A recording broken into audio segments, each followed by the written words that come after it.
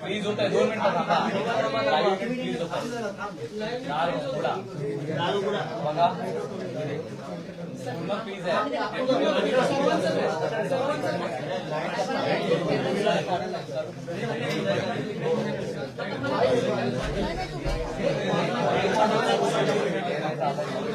पाणी प्या, पाणी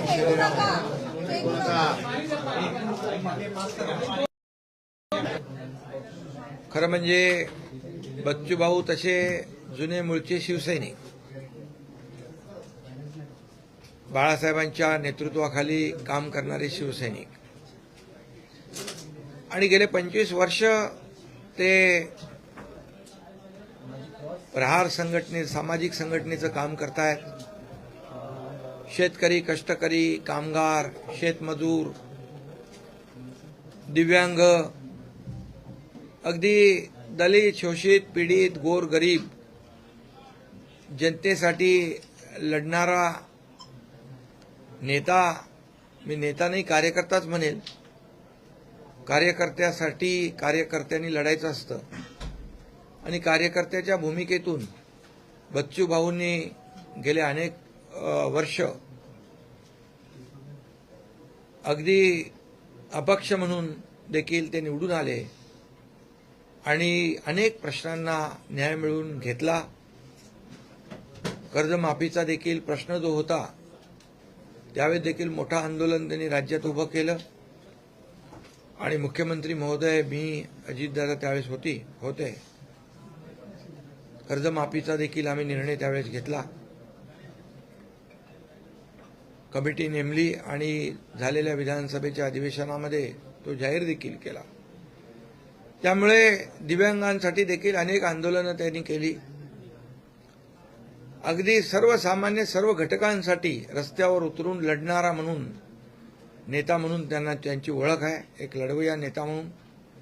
आणि म्हणून बाळासाहेबांची शिवसेना, बाळासाहेबांच्या विचारांची शिवसेना, आनंद दिघे साहेबांच्या विचारांची शिवसेना ही त्यांना नवीन नाही आहे. विचार आमचे एकच आहेत, गोरगरिबाला न्याय देणं. मुद्दे आमचे एकच आहेत, सर्वसामान्यांना न्याय देणं. आणि त्यांनी फक्त विधानसभेची उमेदवारी मिळवण्यासाठी शिवसेनेमध्ये प्रवेश केला नाही, तर त्यांनी आमच्याशी चर्चा झाली आणि सर्वसामान्य, दिव्यांग, शेतकरी, शेतमजूर मंत्रालय देखील आम्ही सुरू केलं. महाराष्ट्र हे पहिलं राज्य आहे दिव्यांग मंत्रालय स्वतंत्र निर्माण करणारं.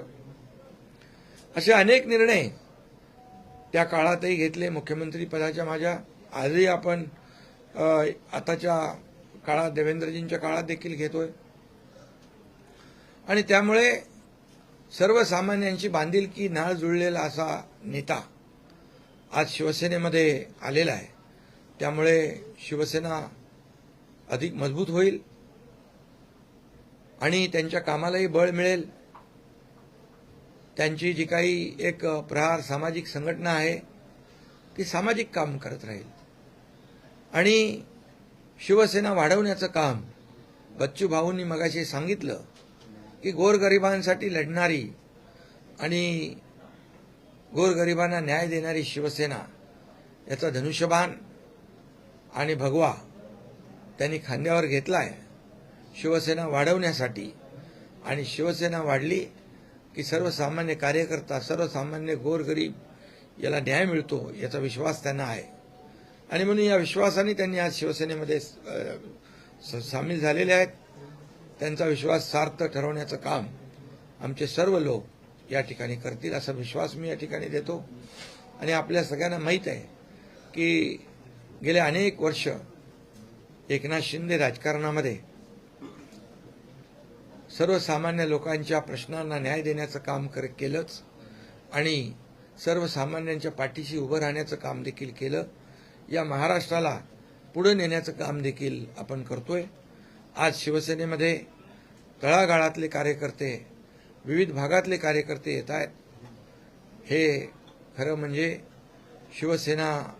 शिवसेनेकडे एक वेगळ्या आशेने, विश्वासाने लोक पाहत आहेत.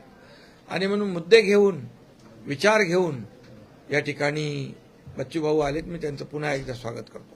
त्यांना मनापासून त्यांच्या पुढच्या वाटचालीत शुभेच्छा देतो. विधान परिषदेसाठी अवघे फॉर्म भरण्यासाठी अवघे 2 तास उरलेले आहेत. शुभमचं नाव जवळपास निश्चित झाले आहे. दुसरा उमेदवार नेमका कोण हा सस्पेन्स अजून कायम आहे. तो नेमका कोण आहे आणि हा सस्पेन्स लवकरात लवकर आपण किती वाजेपर्यंत आहे? 3 वाजे शेवटचे 2 तास होते. मग 3 वाजेपर्यंत आहे. तुम्हाला तिकडे लगेच 3 वाजेच्या आत कळेल. सर, घोषणा महत्वाची आहे. महाराष्ट्राचं लक्ष लागून राहिलेलं आहे. शिवसेना दुसरा उमेदवार कोण देतं याकडे सर्वांचं लक्ष आहे. तुम्हाला आताच सांगून टाकू काय? हो. एक आहेत आमचे बच्चू भाऊ कडू आणि दुसरे आहेत नीलमताई गोरे. हे दोन्ही लोकांचे आता आम्ही फॉर्म भरू.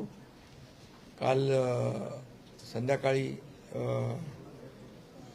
सर्व पदाधिकारी आम्ही बसून या ठिकाणी निर्णय घेतला. नीलमताई देखील उपसभापती म्हणून त्यांनी अनेक वर्ष चांगलं काम केलेलं आहे आणि विधान परिषद सभागृहामध्ये अनेक उपक्रम देखील त्यांनी राबवलेले आहेत.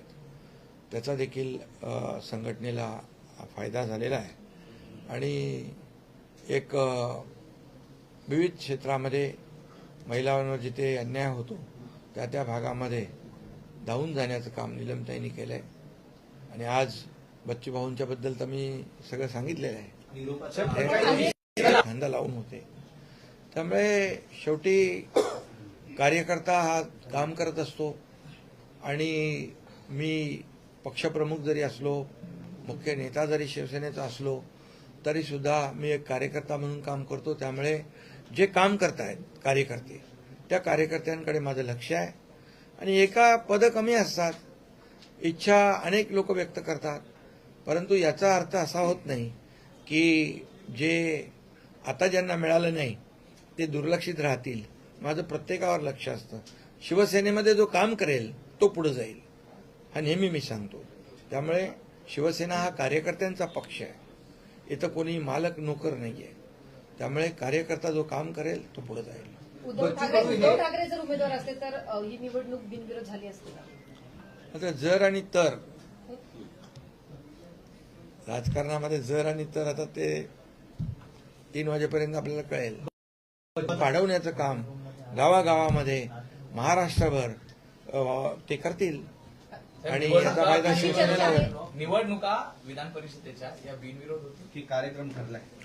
अशी चर्चा आहे की तुम्ही आता चला तिकडे पुढे चला.